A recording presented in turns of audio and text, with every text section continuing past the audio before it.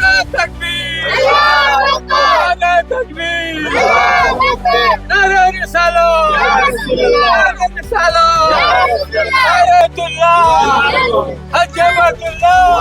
حاجیوں آؤ شہنشاہ کا روزہ دیکھو، کعبہ تو دیکھ چکے ہو، کعبے کا کعبہ دیکھو۔ آداب، نمشکار، میں جنید اور آپ دیکھ رہے ہیں جنپد غازی پور کا سب سے وشوسنیہ چینل IDTV، اور میں اس وقت موجود ہوں اتر پردیش جنپد غازی پور دلدار نگر ریلوے اسٹیشن کے باہر۔ بتا دوں کہ اسلام کی جو سب سے بڑے نبی ہیں حضرت محمد مصطفیٰ صلی اللہ علیہ وسلم، جن کی پیدائش 571 عیسوی میں مکہ شریف میں 12 ربیع الاول کے دن ہوا تھا۔ اور میں آپ کو بتا دوں کہ یہ لوگ حج کرنے جا رہے ہیں۔ حج کا مطلب یہی ہوتا ہے اپنے گناہوں کا توبہ کرنا اور گناہوں سے پاک ہو جانا ہے۔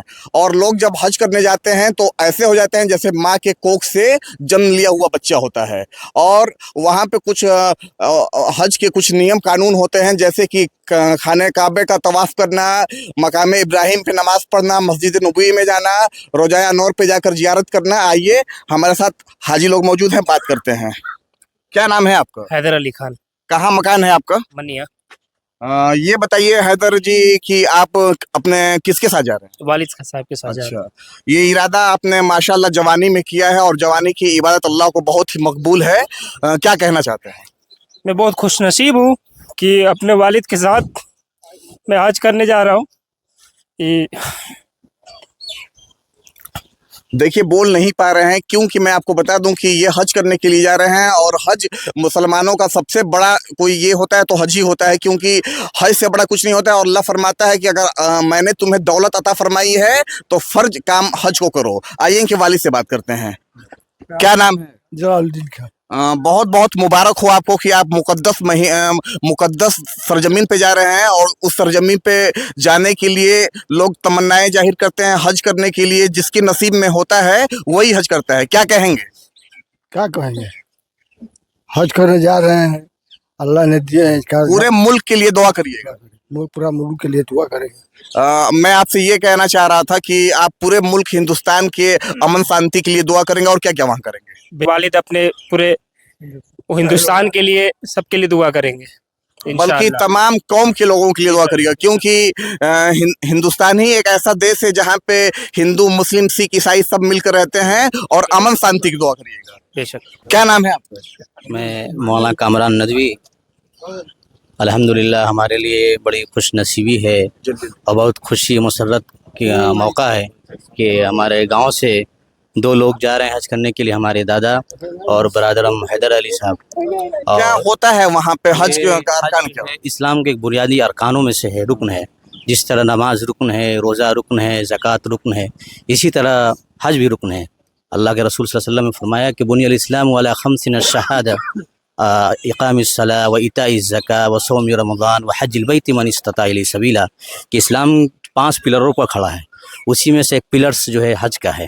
پھر اللہ نے قرآن کے اندر بھی فرمایا ہے کہ جو استطاعت رکھتا ہے، جو طاقت رکھتا ہے، جس کے پاس مال ہے، دولت ہے، اور جا سکتا ہے، طاقتور ہے، تو جائے حج کرنے کے۔ وَلِلَّهِ عَلَى النَّاسِ حِجُّ الْبَيْتِ مَنِ اسْتَطَاعَ إِلَيْهِ سَبِيلًا، قرآن کے اندر آیا ہے۔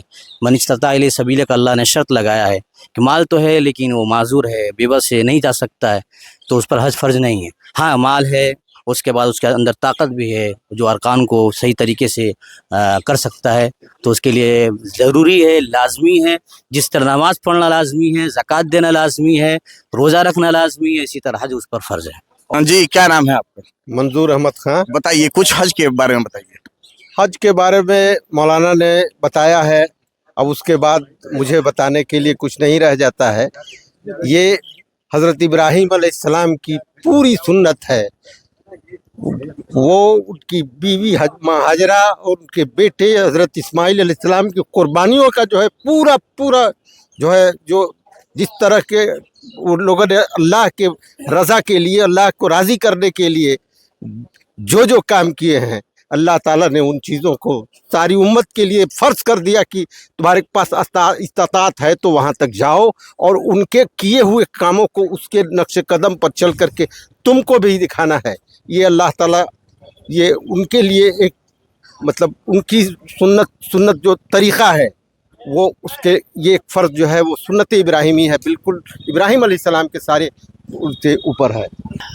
یہ ہے کہ یہ हज जो है उस आदमी पर फ़र्ज़ है जो वहाँ से यहाँ आने का खर्च बर्दाश्त कर सके और घर में उतने दिन का उसके लिए खर्च का उस पे हज फ़र्ज़ है और अल्लाह ने इसको दिया है वो उसको जाना चाहिए और इस फ़र्ज़ को अदा करना चाहिए। इसे बताया मौलाना ने कि इब्राहीम अलैहिस्सलाम की ये सुन्नत है, इस्माइल अलैहिस्सलाम की ये सुन्नत है, हाजरा का सुन्नत है जो हम वो सही करते हैं।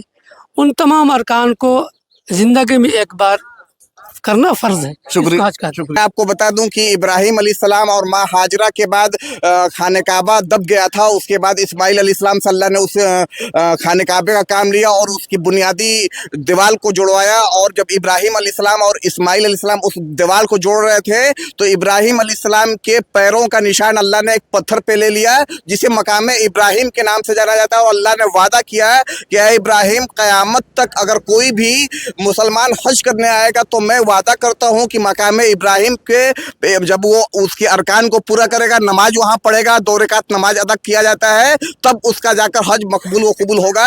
मैं जुनैद खान, उत्तर प्रदेश, जनपद गाजीपुर, कैमरामैन मुख्तार के साथ।